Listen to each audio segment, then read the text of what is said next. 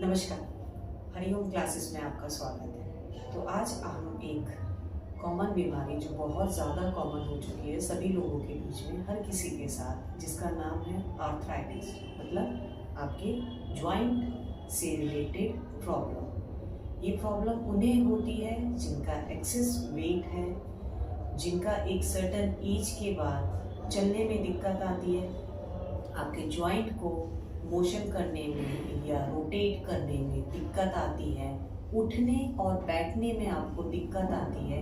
ऐसे लोगों को जॉइंट पेन से रिलेटेड बहुत ज़्यादा मुश्किलों का सामना करना पड़ता है। तो ये पेन ऐसा होता है जिस इंसान को है या एक सर्टेन एज के बाद जिनको आ जाता है। मोस्टली ये प्रॉब्लम होती है औरतों के साथ एक सर्टेन एज के बाद। आदमियों से ज़्यादा देखा गया है कि ये प्रॉब्लम औरतों को फेस करनी पड़ती है। इसके बहुत सारे रीज़न हैं।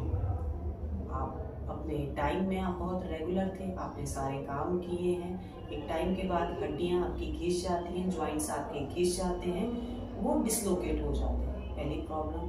दूसरी, आपका वॉक बहुत कम है।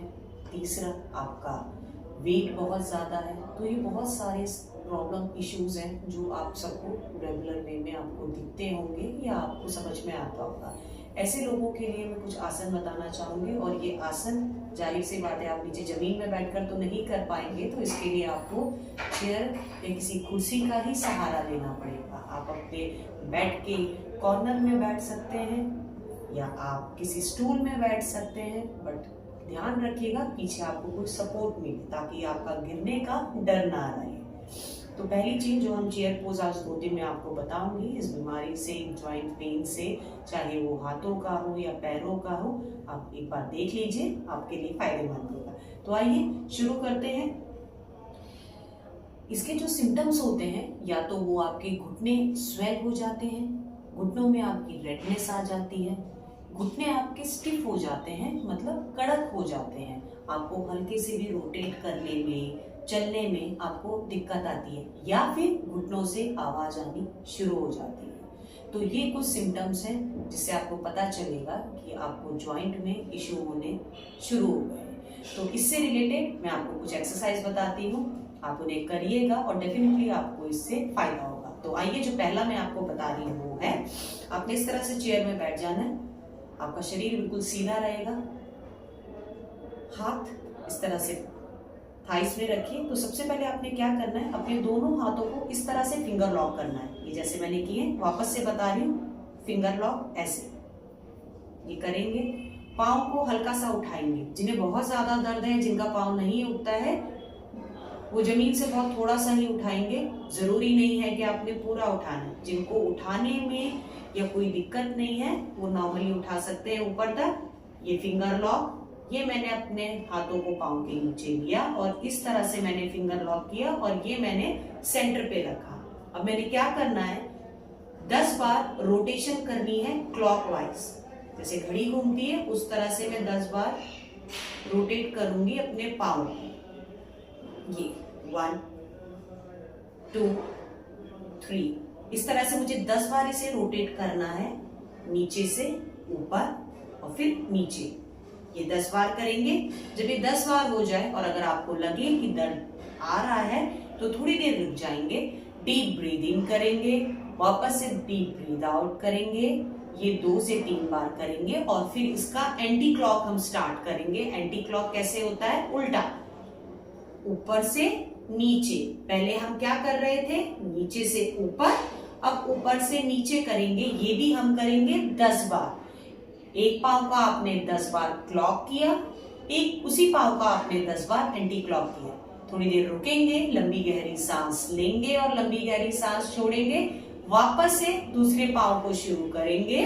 ऐसे ही आपने उठाना है नीचे से ऊपर क्लॉकवाइज। जैसे घड़ी घूमती है वैसे आपने अपने पांव को घुमाना है 10 बार। जब 10 हो जाए तो इस पांव को आप नीचे रखेंगे और जब आप थोड़ी लंबी गहरी सांस लें और छोड़ें और 10 बार वापस से उल्टा घुमाएंगे इस तरह से। एंटी क्लॉक उल्टा, घड़ी के अपोजिट साइड। तो ये आप लोगों ने 10 बार करना है। जिनके घुटनों में ज्यादा दर्द है, जिनको रोटेशन में या घुटनों को ऐसे रोटेट करने में आवाज आ रही है वो थोड़ा सा नीचे करेंगे। जिन्हें लग रहा है मुझे ऊपर करके करने में कोई दिक्कत नहीं है वो अपने घुटनों को पूरी तरह से ऊपर उठा सकते हैं। इस बात का ध्यान रखिएगा। आप ये जब शुरू करें तो 10-10 के आपने 2 सेट करने हैं। एक हफ्ता आपका गुजर जाए तो उसके बाद आप 20 के 2 सेट करेंगे। तीसरे हफ्ते से आप 20 के 3 सेट करेंगे। याद रखिएगा, क्लॉक और एंटी क्लॉक। ठीक है, तो ये पहला हुआ आप लोगों के लिए। दूसरा आप लोगों के लिए रहेगा, कुर्सी में आपने ऐसे ही बैठना है, पांव अपने बिल्कुल सीधे करने हैं। ये जो आपके टोज हैं इसे आप पहले पॉइंटेड करेंगे अपोजिट साइड और फिर अपनी तरफ। याद रखिएगा, पांव के बीच में किसी तरह का गैप नहीं होना चाहिए, ऐसे पांव मिले होने चाहिए और टोज अपनी तरफ पॉइंटेड करेंगे, मतलब जो आपकी उंगलियां हैं उनको अपनी तरफ रखेंगे। 5-6 सेकंड रुकेंगे, वापस से आगे की तरफ, मतलब अपने से उल्टे तरफ आपने अपने पांव को, उंगलियों को रखना है बिल्कुल स्ट्रेच करके। तो ये पूरे पोर्शन में आपको स्ट्रेचिंग आएगी। अगेन 6 सेकंड का होल्ड और इस तरह से वापस से इस तरह से करेंगे। पहले आप इसको सिर्फ 5-5 के सेट में करेंगे। 5 बार किया, 5 बार आपने सामने किया, 6 सेकंड रुके, 5 बार आपने वापस से इसको अपनी तरफ लाए, 6 सेकंड रुके। 5 बार करने के बाद रुक जाएंगे, वापस से 5 का सेट करेंगे। 5 बार फ्रंट, 5 बार बैक। ये 5-5 बार के 2 सेट करेंगे। एक हफ्ते बाद आपने इसको थोड़ा सा इंक्रीज करना है, 5 के बजाय 8 का सेट करेंगे, लेकिन 2 ही सेट करेंगे। अगर आपको होल्ड करने में या जब आप रुक रहे हैं आपको दर्द आ रहा है तो आप 5 के बजाय पहले 2 से शुरू करिएगा। वीडियो अच्छा लगा तो शेयर करिएगा, लाइक करिएगा। धन्यवाद।